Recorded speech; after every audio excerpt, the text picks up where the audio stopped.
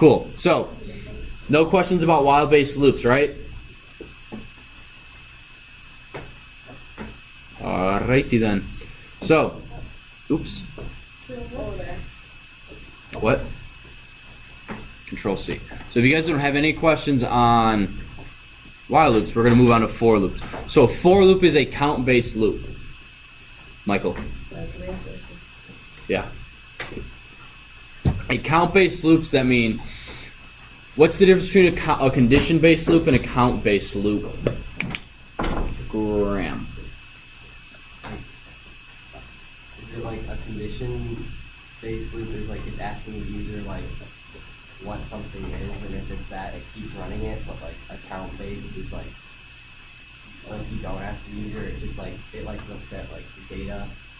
Yeah, you're really close. Condition-based loop is an unknown. Like, I don't know how long this is going to happen. How many employees are there? Well, I don't know. I don't know how many. I can write a code that while loops allow you to write code that you don't know how long something will take. I don't know how many employees there are. I don't know how many bank loans you want to go through. A for loop is you have a set number. We are going to do that. You can ask it, how many employees do you have?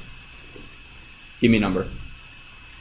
50, and I can go, all right, we're going to do it in that amount of people. We're going to run this loop 50 set times, 50 definitive times, and that's it. Whereas a while loop is, as long as you keep saying yes, we're going to keep doing this. So condition is, we don't know how long it will be. A count-based loop, we know exactly how long it's going to be. So I'm going to copy or comment all that out. So for loops. Every time I say for loops, I want a bowl of Fruit Loops. I don't know why. So what we're going to do is the basic coding, the basic syntax for loop is for x in range, the number you want to do, the number of times you want this to happen. Print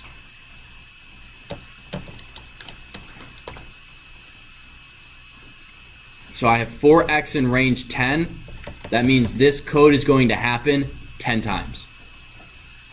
All right, so we have hello 1, 2, 3, 4, 5, 6, 7, 8, 9, 10, and 11 was this.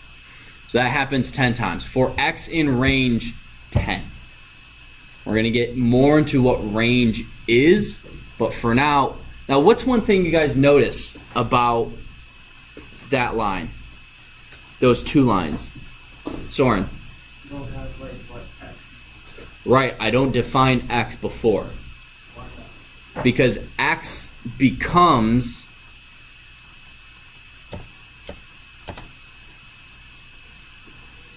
these individual numbers. Oh, sorry. For x, in this line right here creates x. X becomes, so in this range 10, there's 10 numbers, right? But obviously it's 0 through 9, not 1 through 10.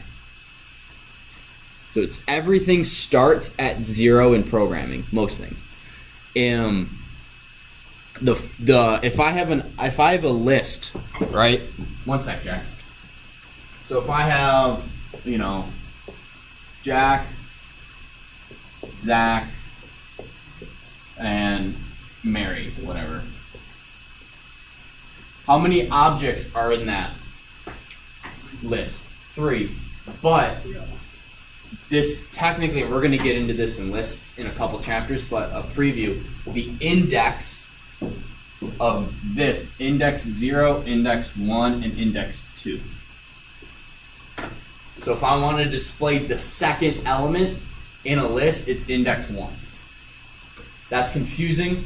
We're going to have to get used to it, but most things in coding start like that. Like in networking, there's 256 numbers in an IP address.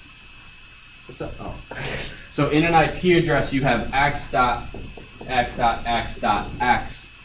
There's 256 numbers for each one of these, which equals like 4.2 billion different IP address numbers. You can have 0.0.0.0, that works, 256.256.256.256 doesn't exist. But you're like, Mr. Filter, but you said 256 numbers. What? Yep, it's 0 to 255.255.255.255. In the range for 10, can you do like 1 to 10 or 2 to 10? Yes. Yes. Yes, actually, well, I'll just get right into it. I don't know if the book does that right now, but that's a very... Oh, see, and they introduce lists right now. Oh, lists. Well, they're just basic lists. So, all right, I tend to skip those. But to do range, you could go 1 comma. It then starts at 1. If I want to start at 5, right, you just give it the start and the end point. What do you guys notice about the end point here and the end point here? 1. It's 1 less. Because 5, 6, 7, 8, 9, 10 is 6 numbers. It doesn't matter at the 6. It doesn't include that one. So if you want numbers 5 to 10 displayed, you have to do 5 to 11. Now what if I want even numbers? Number sign. No. What? Comma 2. What do you use the number sign? I mean, so I have 5 to 11, skipping every second number is what's displayed. So if we start at 5, what's this? It skips 6, goes to 7. Because if I have a 1 here, it's no different than if I have nothing there. We still have 5, 6, 7, 8, 9, 10. By putting a 1 here, I tell it print every single number. Starting at 5, ending at 11. Well, 10. You can totally put 3 and 4. So if we put 3 in there, 5 and 8. We put 4 in there, what are we going to get? 5 and 9. We put a 5 in here. Oops. That was my bad. 1 sec, Adam. I get 5 and 10. What happens if I put a 6 in here? What's going to happen? Just 5. But you could do 1 comma to 101 every odd number. Right? It's whatever this is. If you have a 2 here and you have an odd number here, it's going to print every odd number. If you have a 0 here, it's going to print what numbers? Even starting at 0. You start at a negative number? Totally can start at a negative number. At least I think you can. Yep.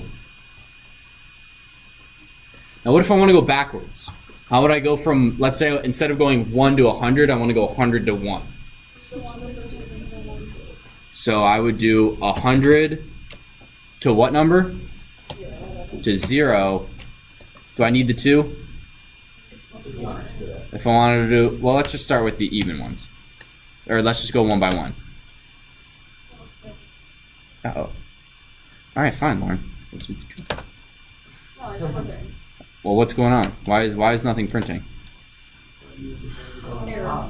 Error. 0? What's 100 plus 3? Oh. It's your minus 3 then. 1,000 minus 7. You gotta do the negative.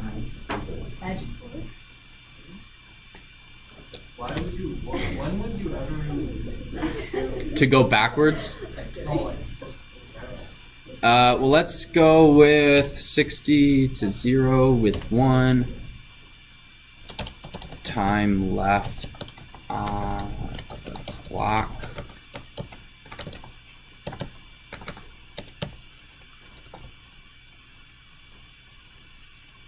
And what you can also do is I'm gonna import time. Just downloading time. Time.sleep.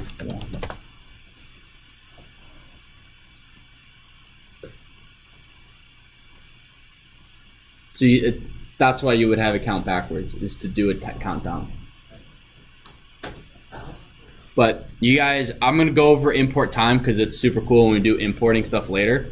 But not right now. Yes, Adam. Is X local in the for statement? Like if I type print X anywhere else, is it going to be whatever's left over from the for statement, or is it just only inside the for statement?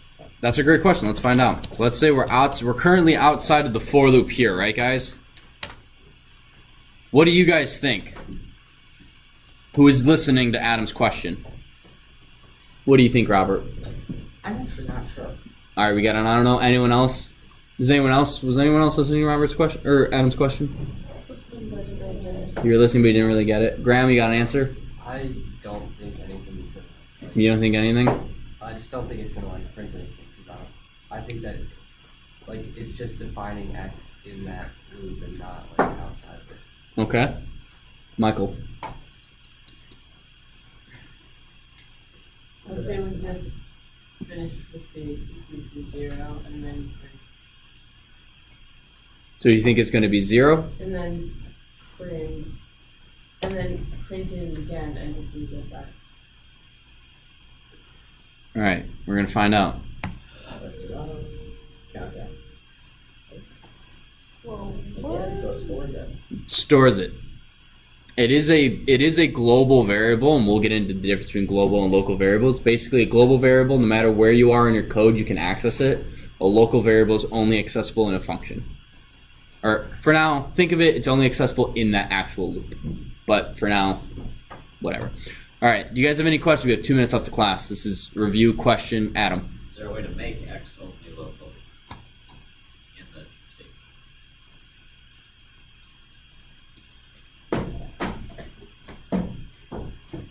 Not that I know of. I think once it's done, but you can rename X. You can then go, you can use X later and go, X is hello.